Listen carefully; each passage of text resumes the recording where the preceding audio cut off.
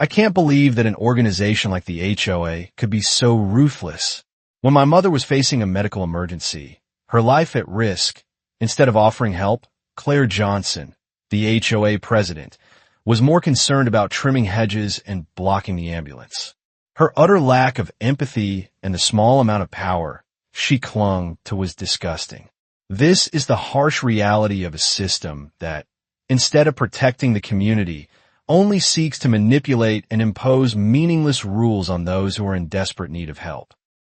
If you're interested in dramatic stories about power, corruption, and the battle to protect the community, don't forget to subscribe to my channel so you won't miss any updates. Last month, I never expected to find myself in a situation like this. My mother, who had been recovering from knee surgery at my house, suddenly called out to me, gasping for air. Her face was pale, and she was clutching her chest. It wasn't just another minor issue. I could tell this was serious. The fear gripped me instantly. Without thinking, I called 911. I was shaking as I waited for the dispatcher's confirmation that help was on the way. I thought that the ambulance would arrive within minutes, just like they always do. But living in a gated community like Maplewood Heights comes with its own set of problems, especially when it comes to emergencies. The gates that are supposed to protect us can easily become a hindrance in critical moments. I rushed outside to make sure the ambulance could get in without any delay. I was panicked, and the last thing I needed was someone making things worse. I barely had time to process the situation before I saw her. There she was, Claire Johnson, the president of our homeowners association, walking straight toward my house. Her blonde bob bounced as she stomped across the street, holding her clipboard as if she were about to hand out a lecture. The nerve of this woman. "Ethan Miller," she said in that high-pitched, annoying voice of hers. "I noticed your hedge hasn't been trimmed to the regulation 33 inches, as per the HOA bylaws. You know the rules, right?" I couldn't believe it. Here I was, worried about my mother's life, and this woman was lecturing me about trimming my damn hedge. I was on the verge of losing it, but I kept my voice steady, not wanting to escalate things further. "Claire, my mom is having a medical emergency. The ambulance is on the way. We can talk about the hedge later," I said as calmly as possible. But inside, I was boiling with rage. How can anyone be so tone-deaf? But Claire wasn't listening. Oh no, she wasn't going to let me off the hook that easily. She narrowed her eyes, glaring at me like I was the one causing a problem.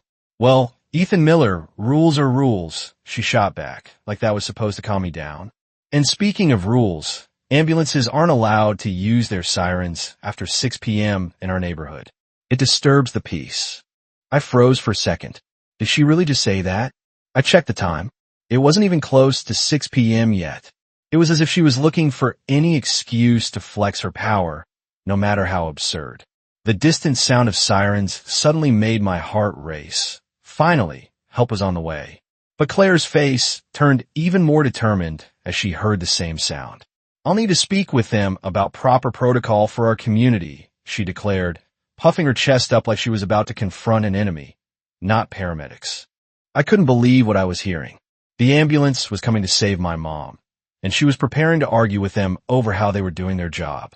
This woman's complete lack of empathy and her obsession with rules over human lives was infuriating.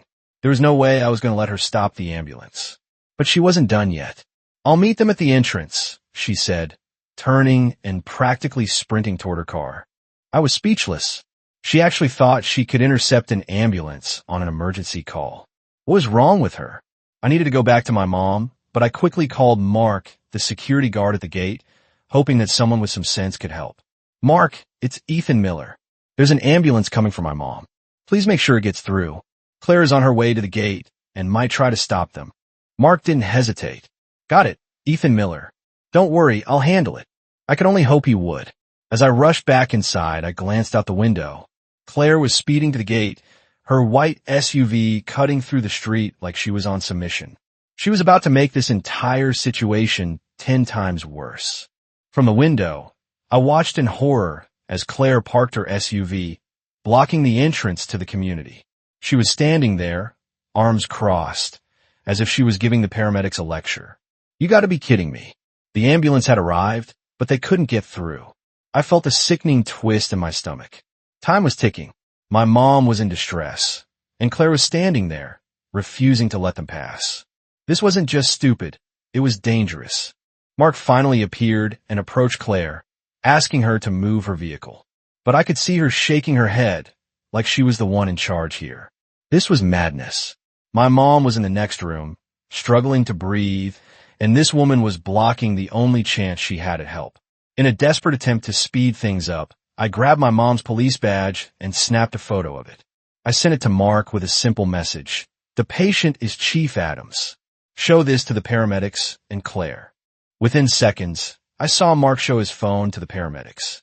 Their expressions shifted from confusion to recognition. One of them even showed it to Claire, and I watched as her face turned from righteous indignation to complete shock. It was as if she had finally realized the gravity of what she was doing. Her whole attitude crumbled in an instant. She stepped back, allowing Mark to move her car out of the way. The ambulance finally got through, but I knew this wasn't over. I couldn't believe the absurdity of what had just happened. My mom, a respected law enforcement officer, had just been delayed by a woman obsessed with petty rules and power. I can't believe what I was seeing. As the paramedics finally made their way toward my house, I felt a brief moment of relief. But then I looked out the window and saw it, Claire.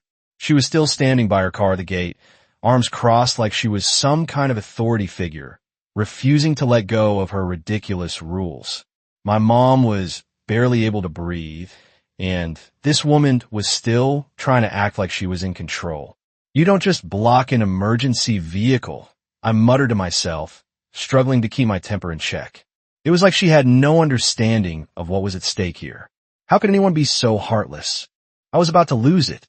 Claire didn't just ignore the urgency of the situation. She was literally holding up an ambulance. I could see the confusion on the paramedics' faces as they stood there, waiting for her to move her car. Claire didn't seem to care that my mom was in distress. She wasn't even remotely concerned that her actions were putting my mother's health at risk. No, instead, she was enjoying every second of it. She stood there like she was making some bold stand against chaos. Her smug expression didn't falter for a second. It was clear she was enjoying this. This wasn't about rules anymore. This was about Claire flexing whatever little power she thought she had. Finally, Mark, the security guard, showed up. I had called him earlier, hoping he could handle this ridiculous situation. But Claire was already in too deep. As Mark approached, I saw her shake her head, refusing to move her car. She was making a scene, and I was beyond frustrated. Claire, for God's sake, just move your car, Mark said, trying to stay calm. But Claire wasn't having it. I'm sorry, Mark, but I have to enforce the rules, she said, her voice dripping with condescension. This is a gated community. We have standards, and that ambulance doesn't get a free pass just because there's an emergency. I could feel the anger building up in me. How could she be so completely clueless? This is about saving a life. I wanted to shout, but she wasn't listening, and Mark was clearly getting fed up. I watched as Claire stood her ground, acting like she was the one being wronged. Her focus wasn't on my mother's emergency. It was on making sure she looked like the enforcer of community rules. Well, I'm just doing my job, she said, as if that was enough of an excuse. I'm sorry, Claire. I finally snapped. Your job doesn't involve blocking an ambulance or pretending like you're some kind of superhero enforcing HOA laws when someone's life is on the line. She shot me a glare, but still she didn't budge. I couldn't believe this was happening. My mom, the chief of police, was in the next room, struggling to breathe, and Claire was still holding us up. I couldn't take it anymore. I grabbed my mother's police badge from her purse and snapped a picture. I texted it to Mark, hoping this would finally break through Claire's delusion. This is Chief Adams. Show this to the paramedics and to Claire, I wrote. Within seconds, Mark showed the paramedics the picture. I watched as their faces changed from confusion to understanding. One of them even held up the phone to Claire. Her face went from anger to utter shock. I swear, for a moment, I saw a flicker of fear in her eyes. It was as if the realization hit her that she had just tried to stop an ambulance from reaching the chief of police. She stepped back, muttering something under her breath, clearly embarrassed.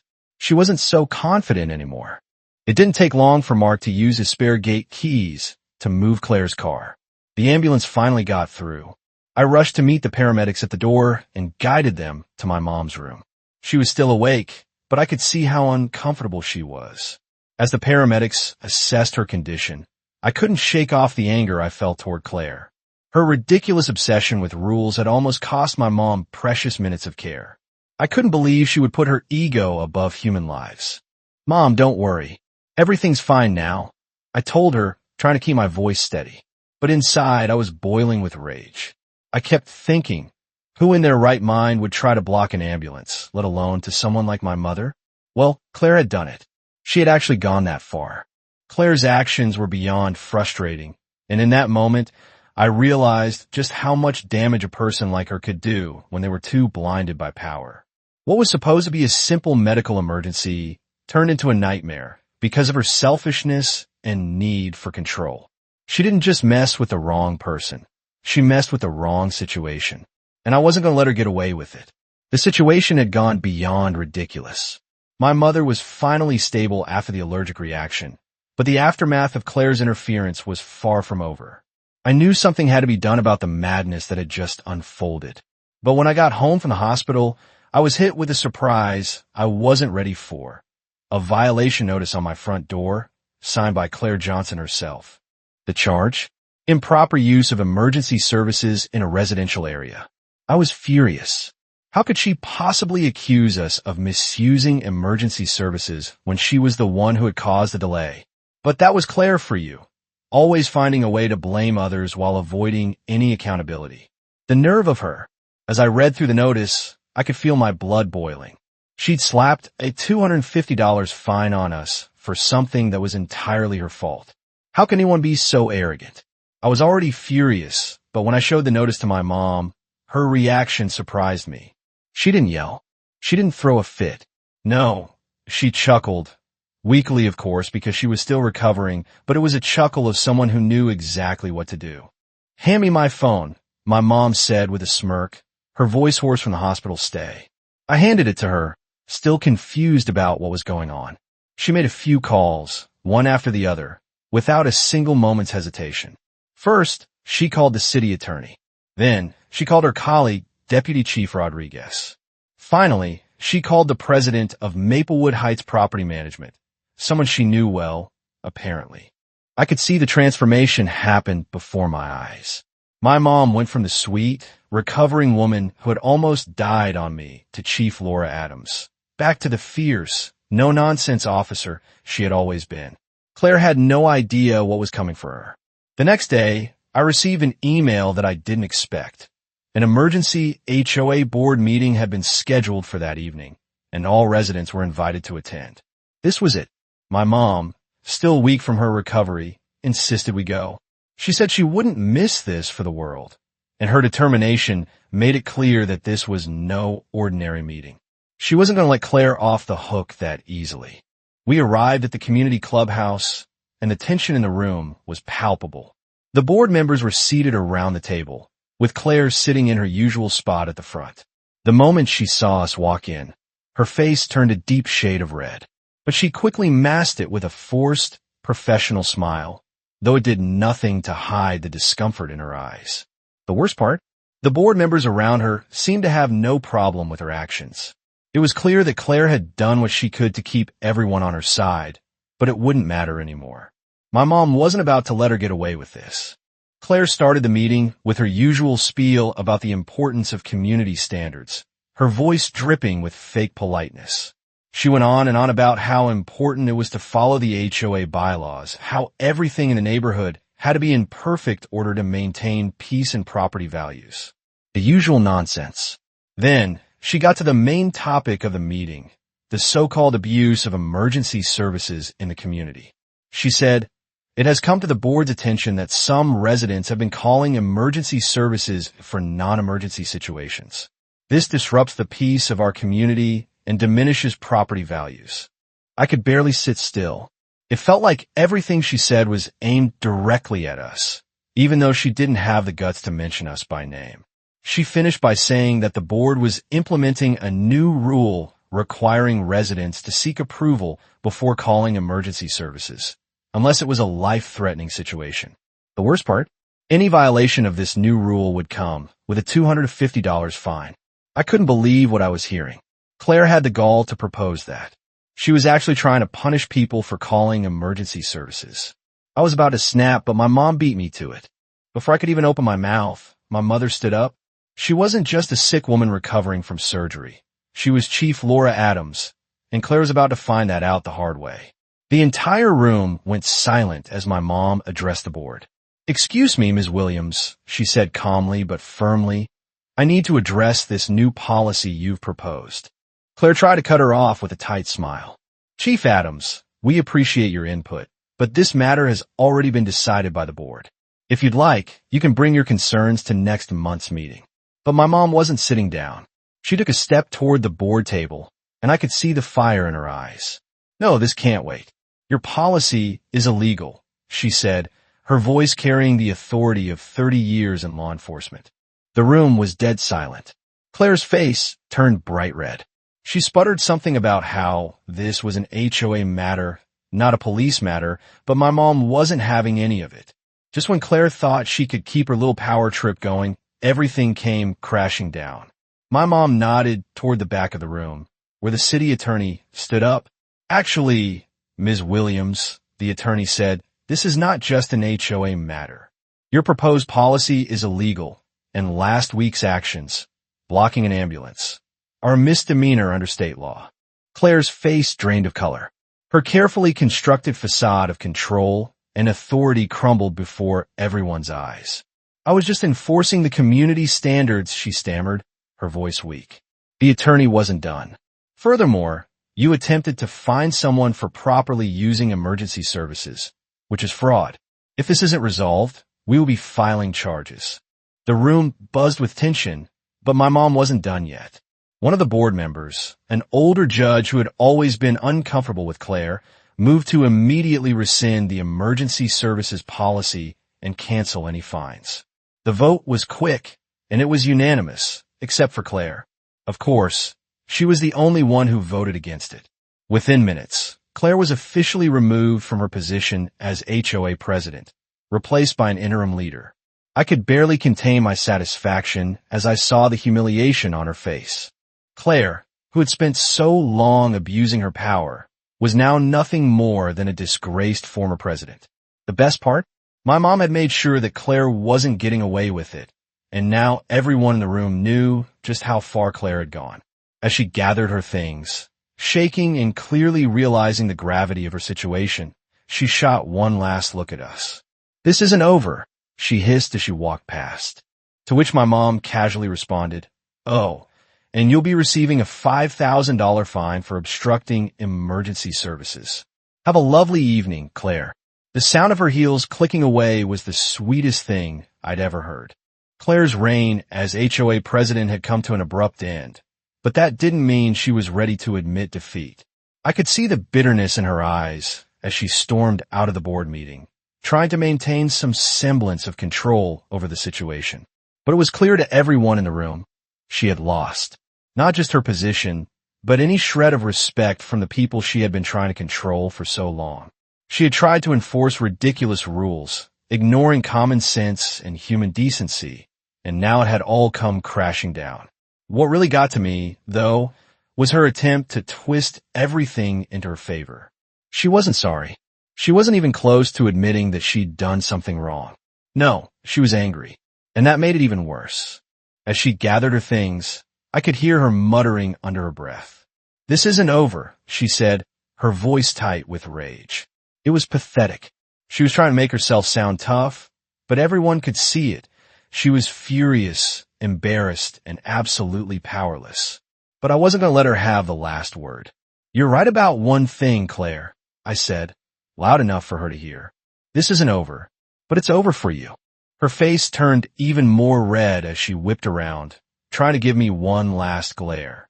"I've worked so hard for this community, and this is how I'm repaid? By you," she snapped, her hands shaking as she packed up her papers. The level of entitlement in her voice was almost unbearable. She couldn't even comprehend that it wasn't her hard work that people were upset about. It was her complete lack of humanity and her obsession with petty rules. No one wanted to hear her complaints. Not after what she had just done. As Claire stormed off, my mom leaned back in her chair with a satisfied smile. "And don't forget about that $5,000 fine you'll be getting in the mail," she said, her voice calm, almost too calm. "You'll be receiving it for obstructing emergency services. Have a lovely evening, Claire." I swear, the way my mom said it, it was like Claire was already defeated, but she just didn't know it yet. And the best part? Claire didn't even respond.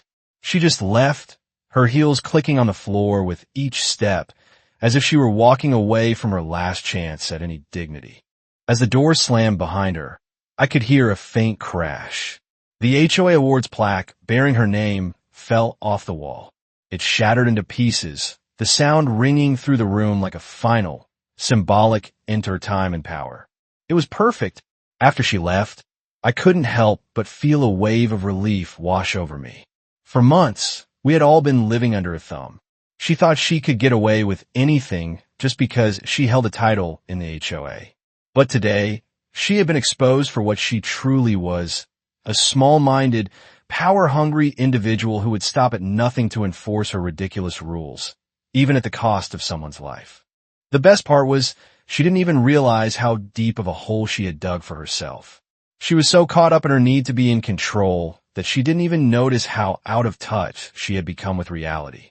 Everyone saw her for who she truly was now, and there was no going back. I'm not going to lie, I was thrilled to see her go. But at the same time, I was disgusted that it had taken this long for someone to finally take action. How could she have thought she could keep getting away with it? How could she think she could stop an ambulance from saving someone's life and get away unscathed? It didn't take long for me to realize that Claire wasn't done. The next morning, I woke up to a voicemail from her. She was begging. "Ethan Miller," she said, her voice soft, almost pleading. "Please, can we just keep this between us? There's no need for all of this to go public. I was just trying to do what's best for the community." Trying to do what's best? I couldn't believe my ears. The woman who had just tried to stop an ambulance, was asking for my help to cover up her actions. The audacity. "You really think you can just sweep this under the rug, don't you?" I said aloud, not bothering to call her back. "You've messed with the wrong person." Her entire life had just crumbled, and she was grasping at straws, hoping someone would pity her. But no one was buying it. In the days that followed, things started to return to normal in Maplewood Heights. The residents were relieved to be free of Claire's oppressive rule. There was a noticeable change in the air. People were no longer afraid to speak up, no longer afraid of what Claire might do if they stepped out of line. The HOA board was now functioning properly, and the ridiculous policies that Claire had tried to enforce were being dismantled. As for Claire, I'm sure she spent her days stewing in anger, trying to come to terms with the fact that everything she had worked for had been taken away. But honestly, I didn't care. She had earned everything she got. She thought she could control everyone with her petty rules and her need for power. But in the end, it was her own arrogance and lack of empathy that did her in. I don't know what she'll do next, but I can tell you this. Maplewood Heights is a better place without her.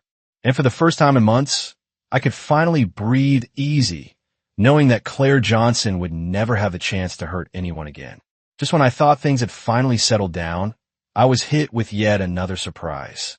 When I came home one day, there was a violation notice on my front door, signed by none other than Claire Johnson. The audacity of this woman was beyond belief. She had been removed from her position as HOA president. She had been humiliated publicly, and yet here she was trying to make things difficult for us again. The notice claimed that we had improperly used emergency services and slapped a $250 fine on us. This wasn't just ridiculous. It was infuriating. The fact that Claire thought she could continue to push her power trip even after everything that had happened was beyond comprehension. How does she even have the nerve to do this? I muttered, my blood boiling as I read through the notice. I turned to my mom, who was sitting in the living room recovering from her hospital stay. She didn't seem angry, but I could tell she was just as annoyed. She's trying to punish us for something that she caused. Unbelievable. But Claire wasn't done. No, she wasn't going to quietly slink away after being stripped of her title. She still had that need for control. Her obsession with it was sickening.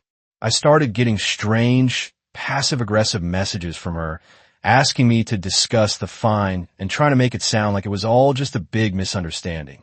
The nerve of this woman. You know, if I'd known it was going to cause this much trouble, I would have just let the ambulance through, she wrote in one message, as if she were the one who had been wronged. I couldn't believe the entitlement oozing from her words. After everything that had happened, she was still trying to act like she was in the right.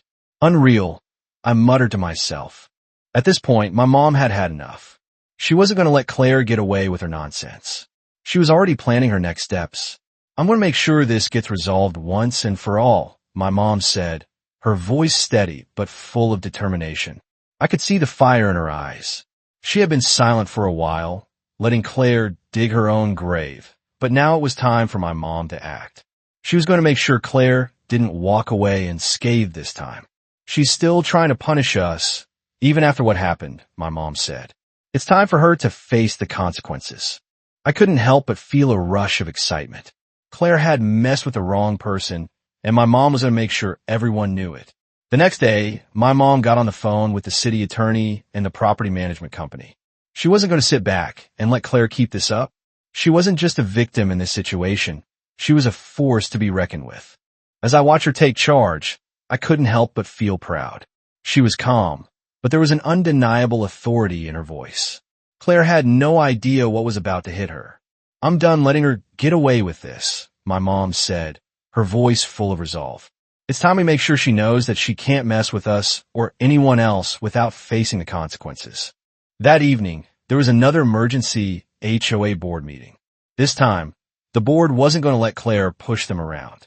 My mom was ready to face her again, and I could tell she wasn't going to hold back this time.